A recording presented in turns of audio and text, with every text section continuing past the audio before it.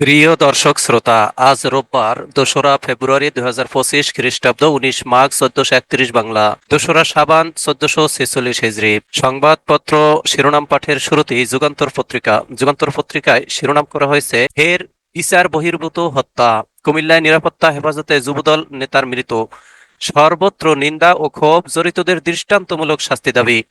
আমার স্বামী সন্ত্রাসী ছিল না, কেন তাকে এভাবে নির্যাতন করে মারা হলো?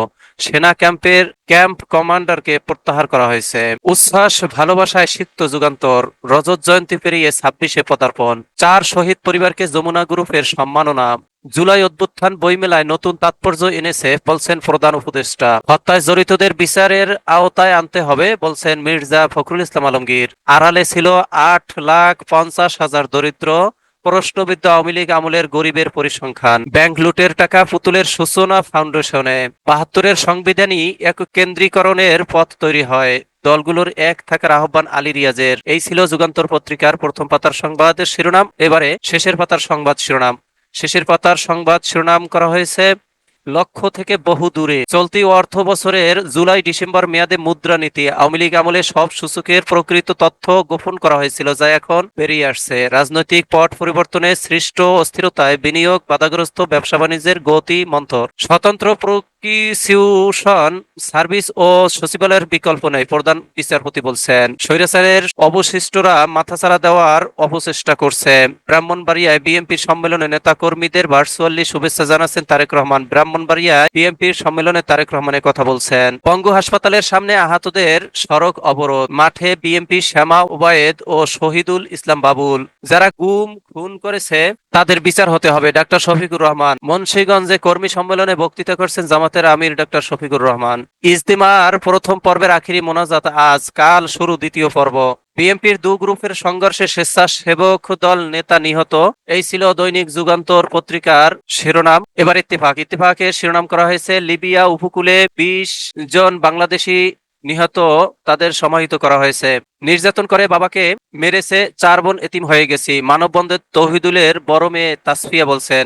ক্যাম্প কমান্ডার প্রত্যাহার, তদন্ত কমিটি গঠন, দ্রুত তদন্তের নির্দেশ সরকারের। হেফাজতে যুবদল নেতার মৃত্যু নিয়ে প্রশ্ন রিজভীর। অন্তর্বর্তী সরকারের আমলে বিচার বহির্ভূত হত্যা দুর্ভাগ্যজনক, বলছেন ফখরুল ইসলাম আলমগীর। সরকারের সহায়তায় দল গঠন করবেন, এটা হতে পারে না। জ্বালানির অভাবে বিদ্যুতের হাঁসফাঁস হবে এই গরমেও, ৪,০০০ মেগাওয়াট সরবরাহ ঘাটতির আশঙ্কা। লোডশেডিং সূচি আগেই জানিয়ে দেবে বিতরণ সংস্থাগুলো। অনুষ্ঠানে যাওয়ার পথে নাঙ্গলকোটে স্বেচ্ছাসেবক দল নেতাকে হত্যা। বৈষম্যের দেওয়াল ভাঙতেই ভাষা আন্দোলনে ঝাঁপিয়ে পড়েন তরুণরা। এই ছিল ইত্তেফাকের শিরোনাম। এবারে কালের কণ্ঠ শিরোনাম করা হয়েছে, রাশিয়ায় মৃত্যুমুখে আরো ১৮ যুদ্ধদাস। জুলাই অভ্যুত্থান এবার বিশেষ তাৎপর্য নিয়ে এসেছে। লিবিয়ায় সাগরে ২০ মরদেহ, সবাই বাংলাদেশি হওয়ার শঙ্কা। গবেষণার তথ্য, দেশে মোট মৃত্যুর ১২% ক্যান্সারে। রাজশাহীতে প্রধান বিচারপতি বলছেন, বিচার বিভাগের স্বাধীনতা নিশ্চিতে সুপ্রিম কোর্ট সচিবালয়ের বিকল্প নেই। ৬১,০০০ শ্রমিকের পরিবারে ঠিকমতো খাবারও জুটছে না। গাজীপুর ও সাভারে বন্ধ ৯৬ কারখানা।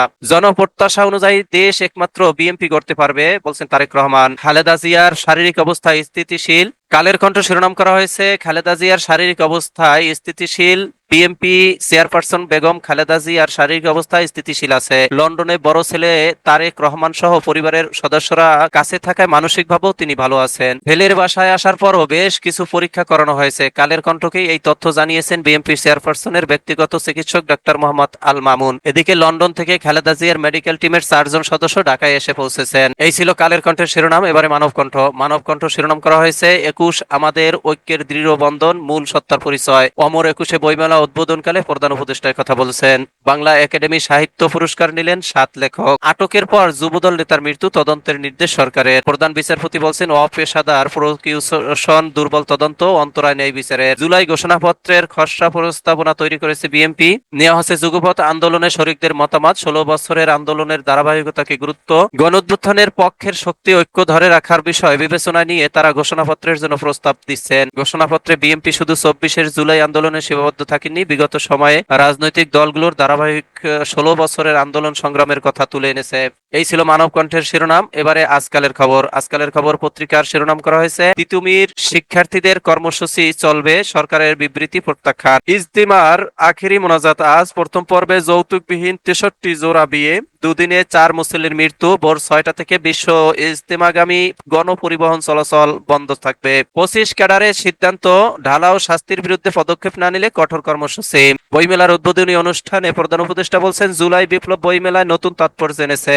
যৌথ বাহিনীর অভিযানে আটক যুবদল নেতার মৃত্যু, ক্যাম্পের কমান্ডার তার উচ্চ পদস্থ তদন্ত কমিটি গঠন, দ্রুত তদন্তের নির্দেশ প্রধান উপদেষ্টার। যুবদল নেতার লাশ নিয়ে কুমিল্লায় বিক্ষোভ, দেশকে এগিয়ে নিতে সবাইকে ঐক্যবদ্ধ থাকতে হবে বলছেন তারেক রহমান। সরকারের সহায়তায় নতুন দল গঠন করলে জনগণ মানবে না, মির্জা ফখরুল ইসলাম বলছেন। বেকারত্ব দূরীকরণে সিস্টেমের পরিবর্তন আনতে হবে, বাংলাদেশ বেকার মুক্তি পরিষদের কেন্দ্রীয় সভাপতি মোহাম্মদ আতিকুর রহমান বলছেন।